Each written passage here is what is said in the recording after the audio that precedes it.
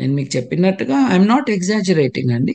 నా భార్య విషయంలో అందరూ తనని బెదిరించారు, భయపెట్టారు, వద్దన్నారు, కాదన్నారు. నేను నీకు ఇష్టమైతే తప్పకుండా ఐఎమ్ విత్ యూ అన్నాను. కాకపోతే నేను లండన్లో ఉన్నాను అప్పుడు. కానీ మా ఎక్స్పీరియన్స్ ఏంటి? మా ఎక్స్పీరియన్స్ ఏంటంటే ఎంఎస్ రెడ్డి గారు ఇంత బాగా మాట్లాడి చూసుకోవటమే కాకుండా వాళ్ళ ఇంటికి భోజనానికి పిలిచి వాళ్ళ ఇంట్లో ఒక స్పెషల్ సొరకాయ కూర అది వండించి మాకు తినిపించి పంపించారు. అంటే అందరినీ ఒకే దాన్ని కట్టేయకూడదు అన్నది it's an obvious thing, but it needs to be repeated. ఇప్పుడు ఈ జల్సా సినిమా రిలీజ్ చేసింది గీతా ఆర్ట్స్ అండి. ఇప్పుడు గీతా ఆర్ట్స్ ఓనర్స్ కానీ దాంట్లో ఉన్న వాళ్ళు కానీ should they not be accountable?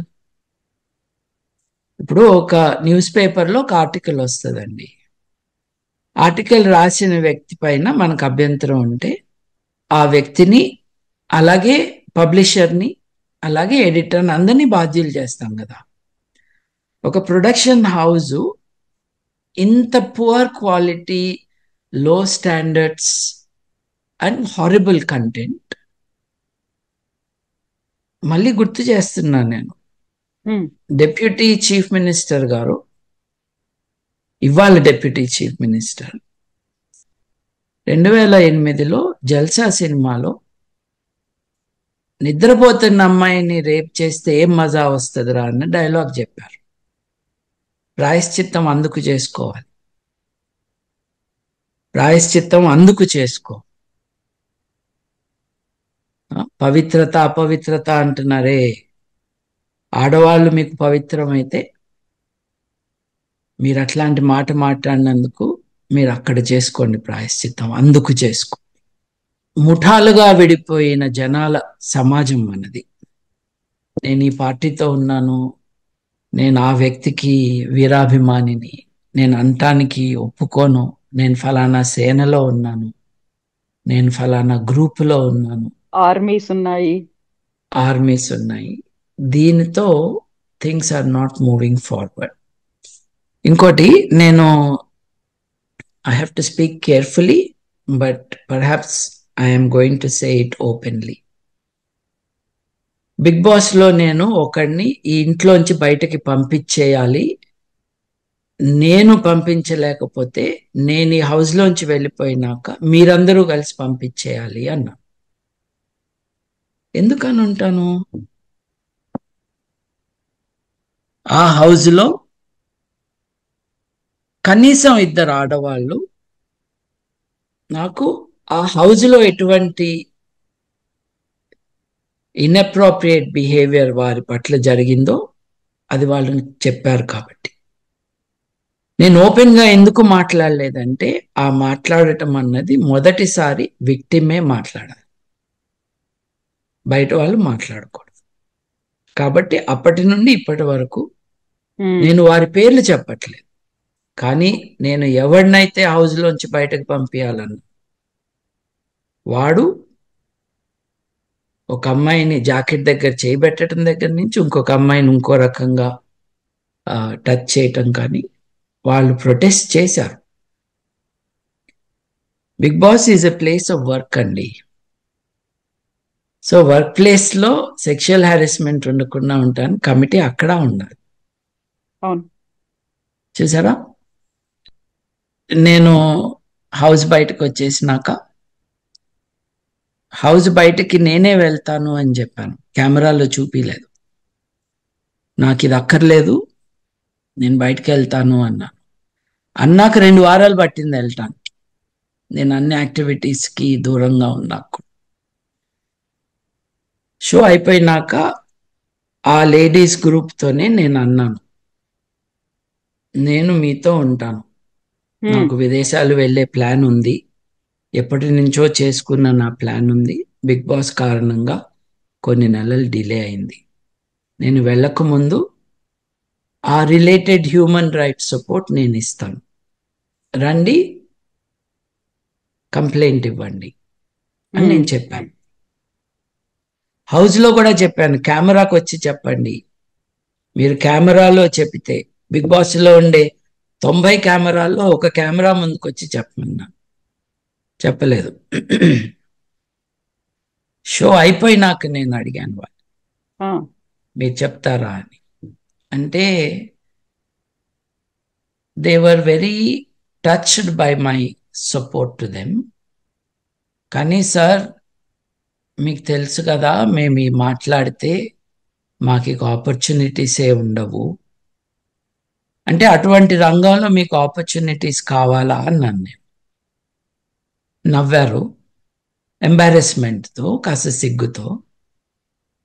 By the way వాళ్ళు ఎవరికి కూడా సైలెంట్గా ఉన్న తర్వాత కూడా వాళ్ళ కెరియర్సే ముందుకెళ్ళారు. అప్పుడప్పుడు ఫ్లాష్గా కనిపించి వెళ్ళిపోవటమే తప్పిస్తే it did not help. So ఆ బిగ్ బాస్ లో కనిపిస్తే అక్కడ కంప్లైంట్ చేస్తే బయటికి వచ్చినాక కూడా ఫిల్మ్ ఇండస్ట్రీలో దొరకవు. అంటే ఒకటక్కడ ఏదైనా ప్రాబ్లం ఉంది, వీళ్ళు రెస్పాండ్ అవుతున్నారు, దానికి ఇమ్మీడియట్ గా రియాక్ట్ అయ్యి కంప్లైంట్ చేస్తున్నారు, వాయిస్ చెప్తున్నారు అంటే వాళ్ళని అక్కడే కట్ చేసేయాలి అనేటువంటి కాన్సెప్ట్ కనిపిస్తోంది అక్కడ. యా, అది ఆపర్చునిటీస్ డినై చేయటం. ఇప్పుడు ఈ డాన్స్ కొరియోగ్రాఫరు నాకు అవకాశాలు రాకుండా చేస్తున్నాడు, ఈ కొరియోగ్రాఫర్స్ అసోసియేషన్ అధ్యక్షుడిగా ఉండి నాకెక్కడ స్పేస్ లేకుండా చేస్తున్నాడు అని ఒక కంప్లైంట్ కదండి.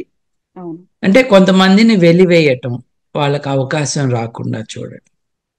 మీకు గుర్తుండే ఉంటుంది 2018లో నాకు అటు ఇటు సినిమా రంగం వాళ్ళే, బాగా డబ్బులున్న ప్రొడ్యూసర్లే కూర్చుని ఫోన్లో మాట్లాడే వాళ్ళు ఉన్నాం. నేను ఆ మాని మూసేయాలి అని అన్నా. ప్రభుత్వం ఒక ఐఏఎస్ ఆఫీసర్ని పెట్టాలి, అక్కడున్న వాళ్ళ పేర్లు కూడా గుర్తులేవు, వాళ్ళు శ్రీరెడ్డి గారిని అవకాశాలు లేకుండా చేస్తాము అని, సామాజిక బహిష్కరణ చేస్తామన్నటువంటి మాటలు మాట్లాడారు. I'm oppose to every abuse of human rights. నేను ఆ కాంటెక్స్ట్లోనే దెబ్బలాడాను. ఆ కాంటెక్స్ట్లోనే వాళ్ళు అంత ఓపెన్గా ఎలా చెప్పగలిగారండి? ఒక వ్యక్తిని అవకాశాలు లేకుండా మేము చేస్తాము అంటే under the current, behind the సీన్సే కాదు, ఓపెన్గా కూడా మాట్లాడేవారు. వీళ్ళని కూర్చోబెట్టి గంటల తరబడి టీవీల్లో ఇంటర్వ్యూలు, వాళ్ళు ఎంత గొప్ప వాళ్ళో చెప్పటాలు, వీళ్ళలో కొంతమందికి ఆనరరీ డాక్టరేట్లు. ఒక ఆయనేమో ఒక ఎంబసీకి ఆనరరీ కౌన్సిల్గా అపాయింట్ అయ్యి, డబ్బులు లేని దేశాలు అంటే పేద దేశాలు చాలా ఉంటాయి, ఆ దేశాలు ఒక రాయబార కార్యాలయం వేరే దేశాలలో ఏర్పాటు చేసి దాని క్యాపిటల్ రాజధానిలో, మిగతా నగరాల్లో కాన్సులేట్స్ని ఏర్పాటు చేసుకుంటాయి. మామూలుగా అయితే మరీ డబ్బు లేని వాళ్ళు ఆ నగరంలో ఒక ప్రముఖుడిని పిలిచి మీరు మాకు ఆనరరీ కాన్సుల్గా ఉండాలి అని రిక్వెస్ట్ చేసుకుని అపాయింట్ చేస్తారు. ఇట్స్ రియల్లీ ఒక అలంకారం తప్పించి వాళ్ళకేమీ consular functions in real sense ఉండవు. అంటే ఒక పేద దేశం తమ దగ్గర డబ్బులు లేవు కాబట్టి ఒక ఊళ్ళో, ఇండియా లాంటి దేశంలో 7-8 నగరాల్లో కార్యాలయాలు పెట్టుకోకుండా 7-8 మందిని అపాయింట్ చేసి నువ్వు మాకు ఆనరరీ కౌన్సిల్గా ఉండాలి అని చెప్తారు. రాయబారులని ప్రోటోకాల్ ప్రకారం యువర్ ఎక్సలెన్సీ అని అనాలి. సో ఒక cinema not very successful actor గారు, లెట్ దెమ్ నో అంకుల్ గారు, తన ఆనరరీ కాన్సులర్ పొజిషన్ ఉంది కాబట్టి అందరూ నన్ను యువర్ ఎక్సలెన్సీ అనాలి అని డిమాండ్ చేశాడు అన్నది ఆరోపణ. ఎంత చిల్లర మనుషులండి వీళ్ళు! ఏం చేద్దామండి వీళ్ళ నుంచి? మనం ఏం ఎక్స్పెక్ట్ చేయాలి? వీళ్ళందరూ ధనవంతులే, వీళ్ళందరికీ చాలా పవర్ ఉంది సొసైటీలో. ఇటువంటి వారికే పవర్ ఉండటం అన్నది కూడా it's a travesty in modern society. So this is where we are అండి. ఈ కాంటెక్స్లో sexual abuse, sexual exploitation will continue. And I want to add one small addition to what I have said so far. ఆడవాళ్ళు మాత్రమే కాదండి, మగవాళ్ళు కూడా are victims of sexual exploitation. నేను ఒక టీవీ ఛానల్కి సెక్షువల్ ఎక్స్ప్లాయిటేషన్ మీద షో చేయటానికి ప్రిపేర్ అవుతుంటే కొంతమంది వచ్చారు. మేము పిల్లలుగా ఉన్నప్పటి నుండి ఇప్పటి వరకు మమ్మల్ని ఎలా అబ్యూస్ చేశారు, దీస్ ఆర్ బాయ్స్, యంగ్స్టర్స్, చెప్పడానికి. ఇంకొక విషయం, కన్జర్వేటివ్ సొసైటీస్లో, ఆడవారిని దేవతలుగా చూసే సొసైటీస్లో ఆడవారి పట్ల ఏదైనా జరిగినప్పుడు చాలా స్ట్రాంగ్గా రియాక్ట్ అవుతాము. తప్పేం కాదు, చేయాలి కూడా. There is no doubt, because women are vulnerable. ఈ ఫోకస్ పెట్టడంలో వాళ్ళు మర్చిపోతుంది ఏంటంటే, సగం కంటే ఎక్కువ జనాభా ఉన్నది మగవాళ్ళు, మగపిల్లలు మన సమాజం. వాళ్ళకేం జరుగుతుంది అని చూడట్లేదు.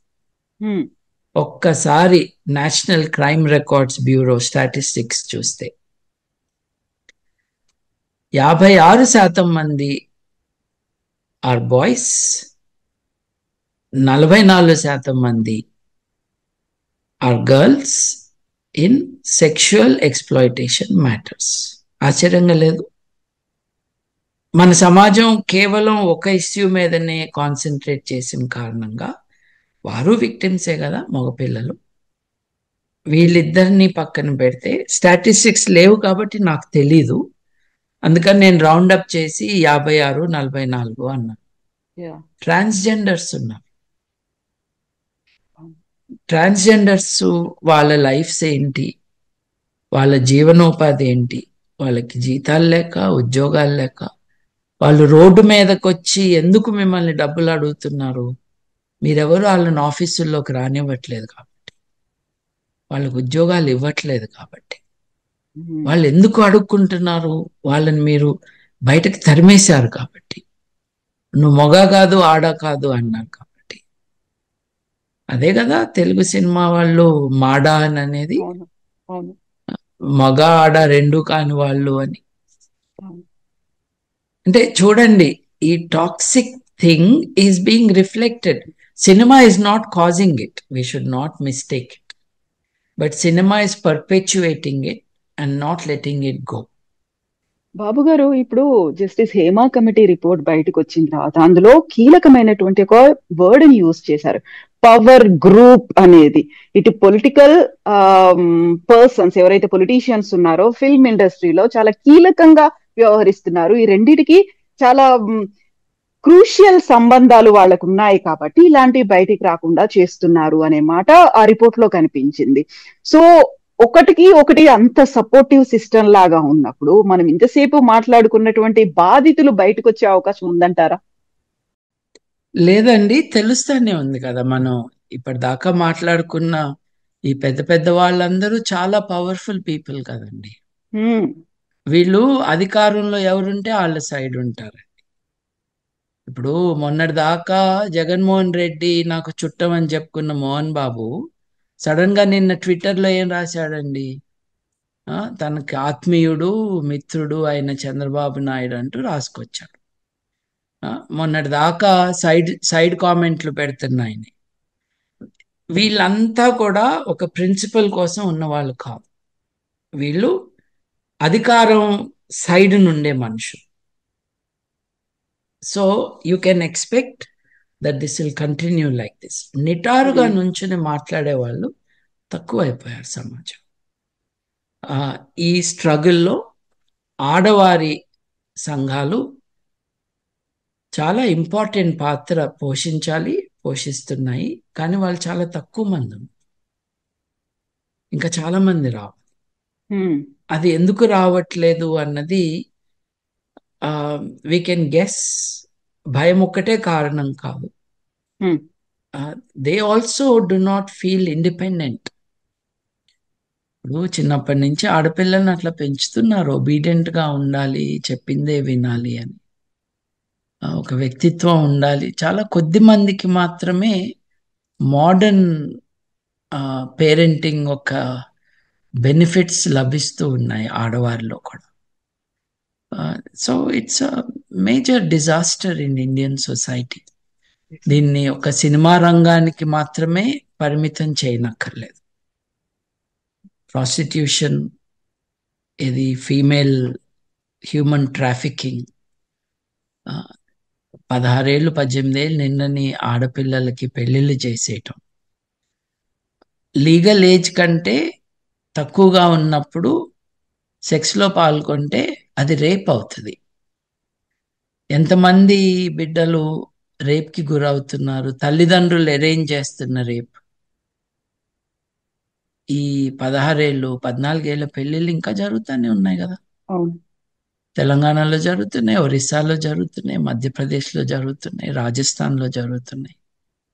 ఈ జరిపేది మళ్ళీ వాళ్ళ పెద్దలే కాకుండా ఇంట్లో కుటుంబ సభ్యులే కాకుండా ఒక్కోసారి మంత్రులు, ఎమ్మెల్యేలు కూడా వెళ్తున్నారు వీటికి.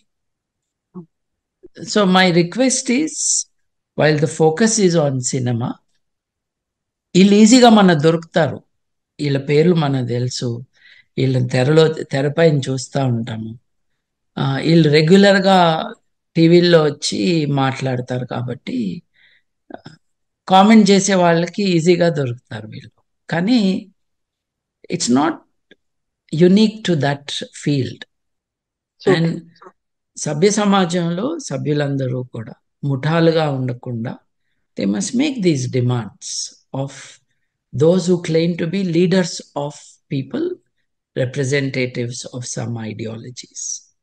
అది చేస్తూ ఉంటే ఒకప్పటికి మారుతుందండి. ఏదో మనం ఏదో చర్చ చేసుకుంటే రేపు అయిపోతుందన్న ఇల్యూషన్లో ఎవరూ లేం మనం. బట్ మారటానికి మార్గం మట్టుకు ఇదే. సమాజంలో పెద్దవాళ్ళు, నాయకులు అన్న వాళ్ళు నిలదీసి ప్రశ్న వేసి వాళ్ళతో ప్రాయశ్చిత్తం చేపించిన రోజే మారతాయి. సో ట్రూ అండి బాబు గారు, థ్యాంక్ యూ సో మచ్. అంటే ప్రతిసారి ఇది చివరిది కావాలి, మళ్ళీ ఇలాంటి జరగొద్దు అనుకుంటాము. బట్ మీరు చెప్పినటువంటి ఈ మాట, క్వశ్చనింగ్ అండ్ మేమున్నాము అని నిలబడేటువంటి పర్సన్స్ ఆర్ మిస్సింగ్ నౌ. వాళ్ళు బయటికి రావాలని నిజంగా కోరుకుందామండి. థ్యాంక్ యూ సో మచ్ బాబు గారు. థ్యాంక్ యూ అండి.